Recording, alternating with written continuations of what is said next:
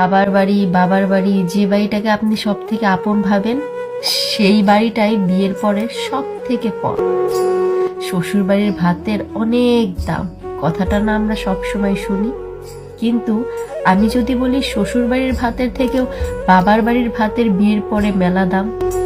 কেন জানেন? কারণ যে বাড়িতে আপনি ছোটবেলা থেকে বড় হলেন, বিয়ের পরে সেই বাড়িতেই আপনি হবেন অতিথি।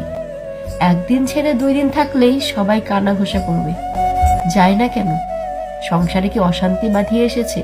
আর যদি কোনো কারণে আপনার স্বামীর সাথে একটু ঝামেলা হয়, সেইটা ভেবে আপনি যদি শ্বশুর বাড়ি থেকে বাবার বাড়িতে থাকেন, ভাই, মনে হয় না যে আপনি সারা জীবনে শ্বশুর বাড়িতে এমন কোনো অবহেলা পাইছেন কিনা যেটা কিনা বাবার বাড়িতে পাবেন।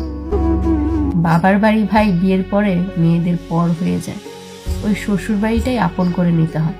শ্বশুর বাড়িতে আর যাই হোক, আপনার একটা সম্মান আছে, যদি সম্মানও না থাকে, এখানে আপনার থাকার অধিকার আছে, যে অধিকার সহজেই কেউ ছিনিয়ে নিতে পারে না, যেটা কিনা বিয়ের পরে বাবার বাড়িতে থাকে না।